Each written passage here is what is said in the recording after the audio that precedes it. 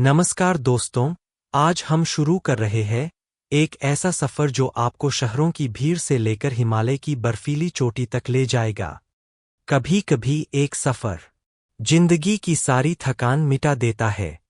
आज मैं निकल रहा हूँ राजस्थान की तपती जमीन से हिमालय की बर्फीली चोटियों तक। ये सफ़र है जयपुर से औली का 900 किलोमीटर का एक ऐसा रास्ता जहां हर मोड़ पर एक नई कहानी है।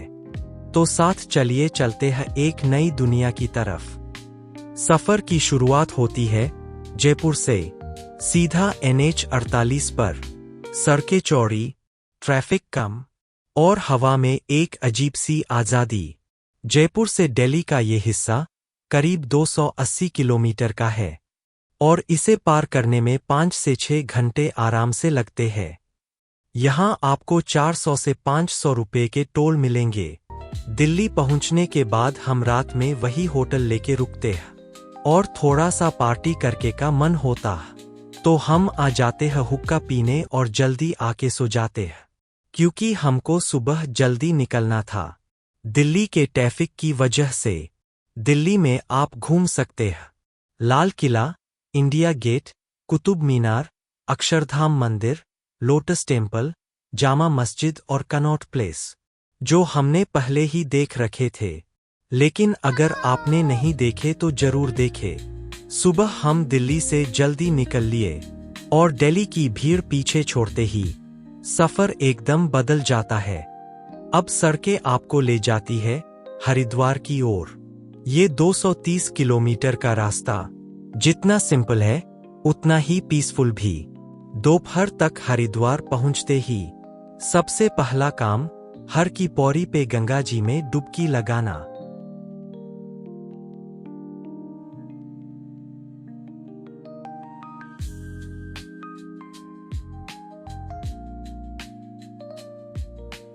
तो डुबकी लगा के हम चल दिए।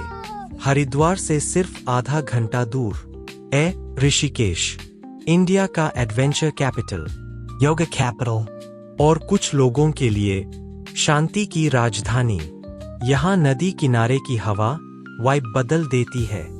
आते ही हमने गंगा दर्शन किए, जिसका जल हरिद्वार से साफ था। उसके बाद हम राफ्टिंग के लिए निकल लिए। 12 किलोमीटर की राफ्टिंग में बहुत एंजॉय किया। ये राफ्टिंग 400 रुपए में होती है। ऋषिकेश की फेमस जगह है लक्ष्मण झूला, राम झूला, तपोवन, गंगा घाट आरती।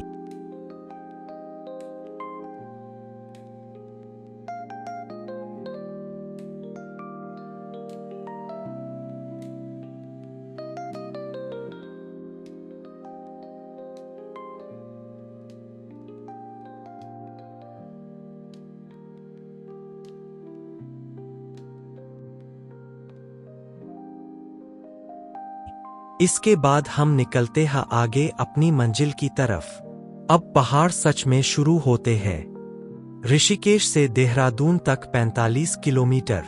दोस्तों, हमको ऋषिकेश में रात हो गई तो हम चल दिए देहरादून की तरफ। वहां खाना खा के हम होटल में आ गए। थोड़ी देर बातें की और हम सो गए। देहरादून से मसूरी का सफर सिर्फ 35 किलोमीटर का है, लेकिन ये 35 किलोमीटर सफर को जन्नत बना देते हैं। यहाँ पे आपको डरावने रास्ते और भूत सुंदर नज़ारा देखने को मिलता है।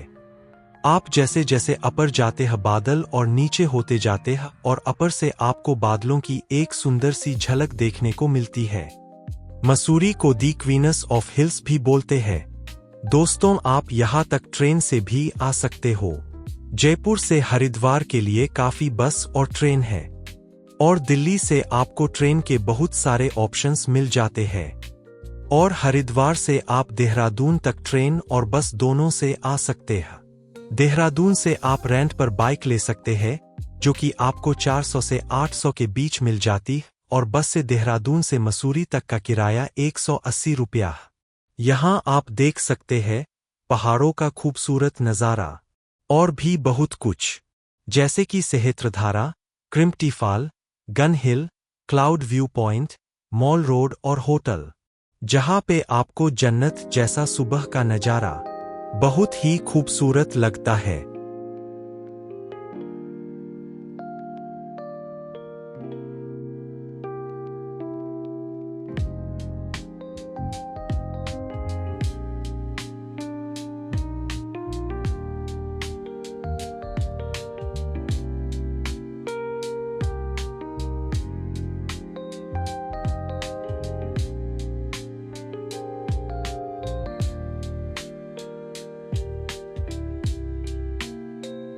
हम दिन में मसूरी घूम के रात में वहीं रुक गए और थोड़ी मस्ती करके सो गए।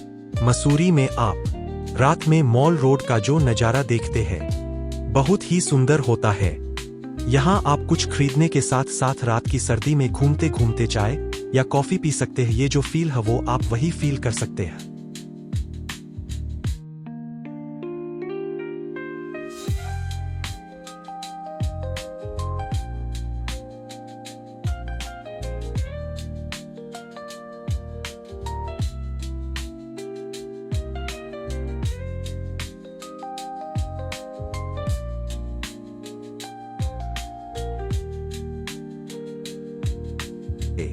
सुबह चाय के साथ सुबह का नजारा देखने लायक था।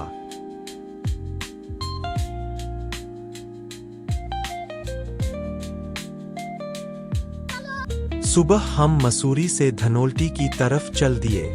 रास्ता जंगलों के बीच से निकलता है।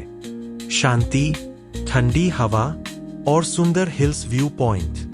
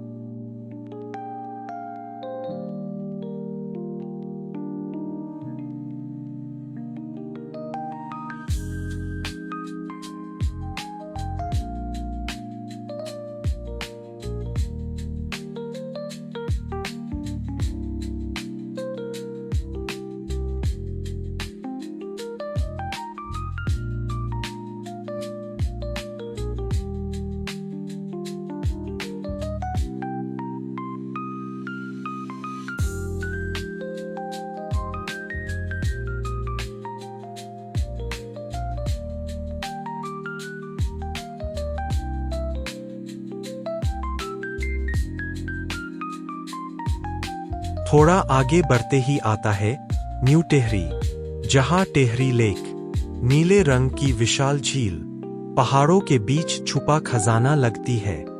यहां आप देख सकते हो इको पार्क, टिहरी झील बोटिंग, टिहरी डैम पे नाश्ता करके हम श्रीनगर की तरफ चल दिए। गंगा के किनारे होके रास्ते बहुत ही खतरनाक और सुंदरता के साथ आपको आगे लेके जाते हैं और वहां से अब सफर ले जाता है आपको 5 प्रयाग की ओर। 5 ऐसे संगम जहां नदियां ही नहीं आस्था भी मिलती है। देवप्रयाग, भागीरथी और अलकनंदा मिलकर गंगा बनाती है। रुद्रप्रयाग, मंदाकिनी मिलती है अलकनंदा से। कर्णप्रयाग, कर्नाली रिवर का मिलन। नंदप्रयाग, नंदाकिनी का संगम। फिर हम जाते हैं न्यू टिहरी से श्रीनगर की तरफ। आगे जाते ही हमको पहाड़ों का मनोरम दृश्य देखने को मिल जाएगा, जहां रास्ते बहुत घुमावदार और खतरनाक है।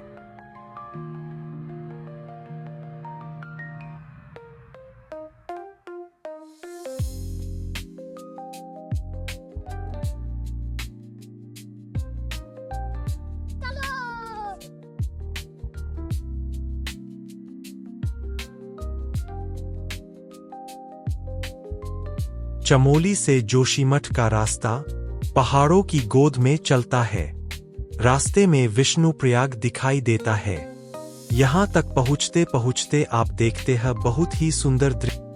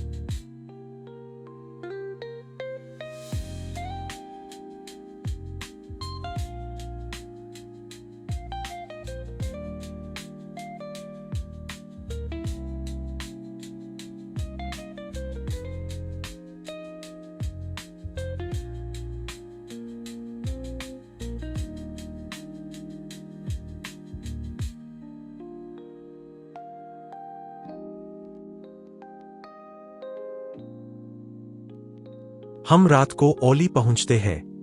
रात में चमक रही है और बहुत ही खूबसूरत नजारा है। यहाँ पहुंच के हमारे पास रुकने के लिए होटल और कैंप थे, तो हम प्राइवेट कैंपिंग लेते हैं। बर्फ बहुत ही फिसलन भरी है, तो ऊपर जाने में दिक्कत हुई। हम रूम में पहुंचते हैं तो वहाँ रूम हीटर चालू था, तो सर्दी में ये बहुत ही अच्छा एहसास है क्योंकि पूरा रूम गर्म है। ये आपको 4 से 5 हजार के बीच मिल जाएगा। दोस्ती सुबह की चाय के साथ हमने नाश्ता किया और यहाँ पर बर्फबारी चालू है रात से ही। यहाँ पर आप दिसंबर से फरवरी के बीच आ सकते हैं, तभी आपको यहाँ बर्फबारी देखने को मिलेगी। यहाँ आप बस से आ सकते हैं जोशीमठ तक। वहाँ से आपको रोपवे लेके ओली आना पड़ेगा, जो कि 16 किलोमीटर का है। भारत का सबसे लंबा रोपवे है। दिन में हम ओली घूमे।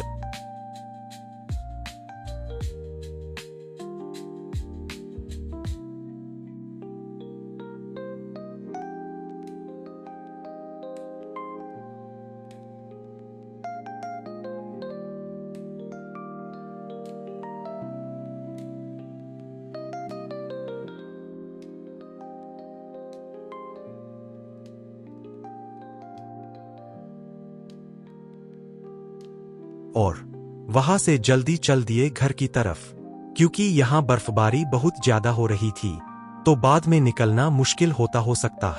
2-3 दिन लग जाए क्योंकि कार बर्फ में फिसल जाती है। कोई हादसा नहीं हो, इसलिए हम जल्दी वापस आ गए।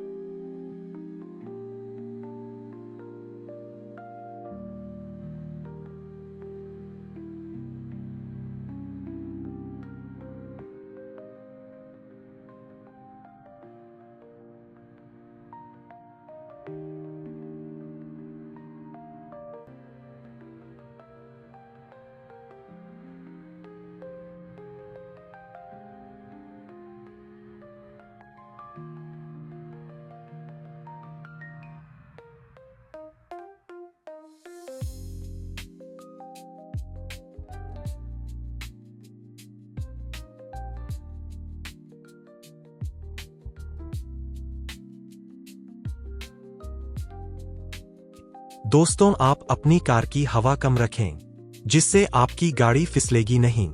और नए वीडियो के लिए और नई जगह देखने के लिए सब्सक्राइब करें और लाइक करें।